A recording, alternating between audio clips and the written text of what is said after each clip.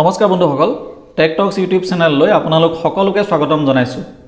বন্ধুসকল অসম চৰকাৰে শেহতীয়াকৈ 2021 বৰ্ষৰ আৰম্ভণিতে আৰু 2020 বৰ্ষৰ শেষৰ ফালে চৰকাৰী খণ্ডত কেইবা হাজাৰো কৰ্মচাৰীৰ নিযুক্তি প্ৰদান কৰিছে। শিক্ষকেই হওক বা প্ৰাদেশিকৃত বিদ্যালয়ৰ টিউটৰেই হওক বা অসম আৰক্ষীত উপ পৰিদৰ্শকৰ পদেই হওক ইত্যাদি বিভিন্ন বিভাগত কেইবা হাজাৰো নিযুক্তি প্ৰদান কৰিছে।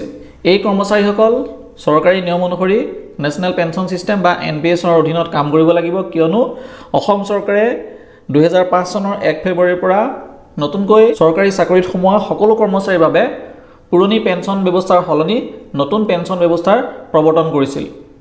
পুৰণি পেনশ্যন ব্যৱস্থাত যদিওবা কৰ্মচাৰীসকলে আৰম্ভণিতেই তেওঁলোকে অৱসৰৰ পিছত অৰ্থাৎ 60 বছৰৰ পিছত কিমান পেনশ্যন লাভ কৰিব সেই কথাটো নিশ্চিত আছিল, কিন্তু এই নতুন পেনশ্যন ব্যৱস্থাত কৰ্মচাৰীসকলে অৱসৰৰ পিছত কিমান পেনশ্যন লাভ কৰিব সেইটো কিন্তু পূৰ্ব নিৰ্ধাৰিত বা ফিক্স নহয়। গতিকে সেই কৰ্মচাৰীসকলে অৱসৰৰ পিছত কিমান পেনশ্যন লাভ কৰিব সেই বিষয়ে মই আজিৰ ভিডিঅ'টোত আপোনালোকে কেনেদৰে অনলাইনত অতি সহজে চাব পাৰিব সেই বিষয়ে আলোচনা কৰিম। অনুগ্ৰহ কৰি ভিডিঅ'টো শেষলৈকে চাব। নৱনিযুক্ত যিসকল শিক্ষক আছিলে বা যিসকল অসম আৰক্ষীৰ উপ পৰিদৰ্শক বা প্ৰাদেশিকৃত বিদ্যালয়ৰ টিউটৰ আছিলে সেই কৰ্মচাৰীসকলৰ বাবে এই ভিডিঅ'টো অতি বেছি গুৰুত্বপূৰ্ণ হ'ব। গতিকে আপোনালোকে ভিডিঅ'টো স্কিপ নকৰি শেষলৈকে চাব। বন্ধুসকল আপোনালোকে যদি এতিয়াও আমাৰ চেনেলটো ছাবস্ক্ৰাইব কৰা নাই তেনেহ'লে এনে ধৰণৰ অতি গুৰুত্বপূৰ্ণ ভিডিঅ'সমূহ চাই থাকিবৰ বাবে চেনেলটো ছাবস্ক্ৰাইব কৰি ল'ব আৰু কাষতে থকা বেলটো বজাই দিব। আহক তেতিয়াহ'লে আমি দেৰি নকৰি আজিৰ ভিডিঅ'টো আৰম্ভ কৰোঁ। বন্ধুসকল আপোনালোকে ভিডিঅ'ৰ ডেছক্ৰিপশ্যনত এটা লিংক পাব। লিংকত ক্লিক কৰাৰ লগে লগে নেশ্যনেল পেনশ্যন সিস্টেম ট্ৰাষ্টৰ ৱেবছাইটত উপলব্ধ পেনশ্যন কেলকুলেটৰ পেজটো খোল খাব। ইয়াতে আপোনালোকে দেখা পাইছে পেনশ্যন কেলকুলেটৰ। প্ৰথমে দিব লাগিব date of birth. Date of birth select কৰিবৰ কাৰণে আপোনালোকে এই বক্সটোত ক্লিক কৰিব। বক্সটোত ক্লিক কৰাৰ লগে লগে এখন কেলেণ্ডাৰ ওলাব। কেলেণ্ডাৰৰ পৰা প্ৰথম আপোনাৰ জন্মৰ বছৰটো সিলেক্ট কৰক, তাৰপিছত জন্মৰ মাহটো সিলেক্ট কৰক। জন্মৰ মাহটো সিলেক্ট কৰাৰ পিছত আপুনি কি তাৰিখে জন্ম হৈছিলে অৰ্থাৎ আপোনাৰ সম্পূৰ্ণ ডেট অফ বাৰ্থটো ইয়াৰ পৰা নিৰ্বাচন কৰক। তাৰপিছত আপুনি প্ৰতিমাহে কিমান কণ্ট্ৰিবিউশ্যন কৰে সেইটো ইয়াতে ভৰাব লাগে। যিহেতু NPS ব্যৱস্থাত মূল দৰমহাৰ অৰ্থাৎ বেচিক প্লাছ ডিৰ 10% কৰ্মচাৰীসকলে NPSৰ বাবে কণ্ট্ৰিবিউট কৰিব লাগে আৰু চৰকাৰৰ ফালৰ পৰা বৰ্তমান সময়ত মূল দৰমহাৰ 14% কণ্ট্ৰিবিউট কৰে। গতিকে এই কণ্ট্ৰিবিউশ্যনটো সকলো মাহতে সমান হোৱা দেখা নাযায়। গতিকে আপোনালোকে চাকৰি আৰম্ভণিৰ পৰা অৱসৰলৈকে এটা এভাৰেজ কণ্ট্ৰিবিউশ্যন ধৰি লৈ এই বক্সটোত পুট কৰিব পাৰে।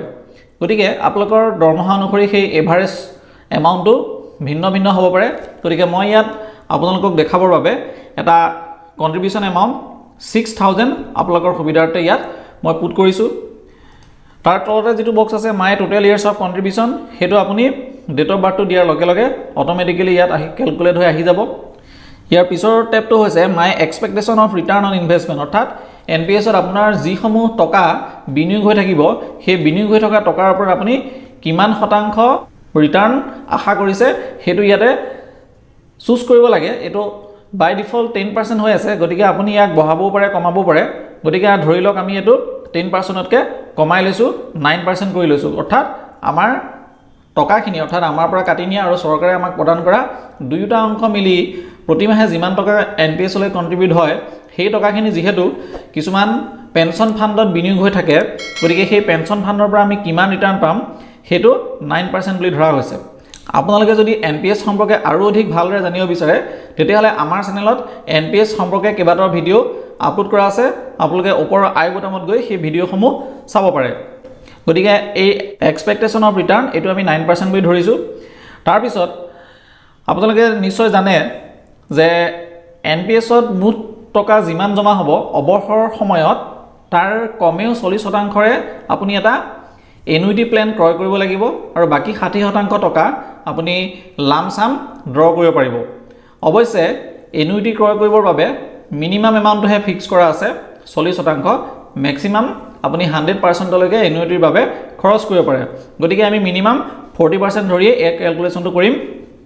তাৰ পিছত আপুনি যেটো এনুইটি প্ল্যান ক্ৰয় কৰিব সেই এনুইটি প্ল্যানটোত আপুনি ৰিটাৰ্ণ কিমান পাব এক্সপেক্টেড ৰিটাৰ্ণ হেতু আমি 6% বুলি ধৰিলো গতিকে এনেদৰে ধৰাৰ পিছত আপুনি ৰাইট সাইডে status of your pension account at retirement অৰ্থাৎ অৱসৰ সময়ত আপোনাৰ পেনশন একাউন্টৰ স্ট্যাটাস দেখা পাব ইয়াতে প্ৰথম যেটো বাৰ আছে এটা বাৰ ডায়াগ্ৰাম বাৰ গ্ৰাফ আপোনালোকে দেখা পাইছে প্ৰথম বাৰটোৱে বুজাইছে টোটাল ইনভেষ্টমেন্ট অৰ্থাৎ আপোনাৰ মুঠ চাকৰিৰ কাৰ্যকালত আপোনাৰ টোটাল ইনভেষ্টমেন্ট কিমান হল NPS ত আৰু তাৰ কাখৰ বাৰটোৱে বুজাইছে টোটাল কৰ্পাস ফান্ড অৰ্থাৎ আপোনাৰ টোটাল কিমান টকা জমা হল তলৰ যেটো পাই ডায়াগ্ৰাম আপোনালোকে দেখি আছে এই পাই ডায়াগ্ৰামটো দুটা পাৰ্ট আছে এই পাৰ্টটোৱে বুজাইছে লামসাম ভ্যালু অৰ্থাৎ আপুনি এনুইটি প্ল্যান ক্ৰয় কৰিবৰ বাবে আমাৰ এই ক্যালকুলেশনটোত 40% বাদ দি বাকি যি 60% আছিল সেই 60% টোৰ লামসাম ভ্যালু কিমান হ'ব যেটো আমি অৱসৰৰ পিছত একেলগে লাভ কৰিম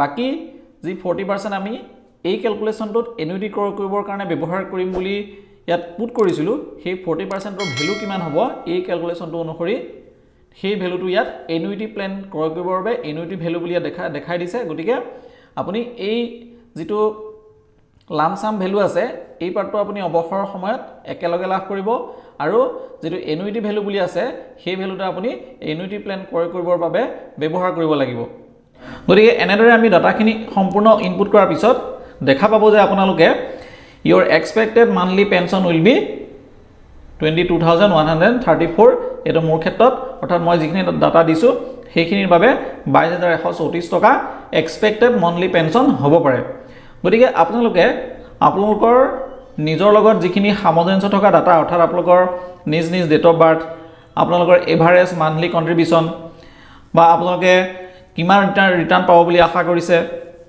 বা এনুইটি কিমান শতাংশৰে ক্ৰয় কৰিব বিচাৰিছে বা এনুইটিৰ পৰা ৰিটাৰ্ণ কিমান পাম বুলি ভাবিছে এই গুটেইখিনি ডাটা পুট কৰাৰ পিছত আপোনালোকে নিজ পেনশন এমাউন্টটো এই ওয়েব পেজটোত পেনশন ক্যালকুলেটৰৰ দ্বাৰা চেক কৰিব পাৰিব লগতে ইয়াত এই কথা উল্লেখ কৰা আছে যে the above calculation and illustration of figures are indicative only and not on actual basis অৰ্থাৎ আপোনাক যি পেনশনৰ কথা কোৱা হৈছে সেই পেনশনটো ইন্ডিকেটিভ অৰ্থাৎ এটো এটা আনুমানিক পেনশন হে ই কিন্তু একচুৱেল নহবও পাৰে গতিকে বন্ধুসকল এনেদৰে আপোনালোকে ন্যাশনাল পেনশন সিস্টেমৰ অধীনত অৱসৰৰ পিছত আনুমানিক পেনশন কিমান লাভ কৰিব হেতু অনলাইন পেনশন ক্যালকুলেটৰৰ দ্বাৰা চাব পাৰিব আশা কৰিছো আপোনালোকে আজিৰ ভিডিওটো যথেষ্ট ভাল পালে যদি ভিডিওটো ভাল পালে এটা লাইক কৰিব আপোনালোকৰ বন্ধু বান্ধৱী সকলৰ লগত ভিডিওটো শেয়াৰ কৰিব আৰু যদি আপুনি আমাৰ চেনেলত নতুন তেনেহলে এনে ধৰণৰ ভিডিও নিয়মীয়াকৈ চাই থাকিবৰ বাবে চেনেলটো সাবস্ক্ৰাইব কৰি ল'ব থ্যাংক ইউ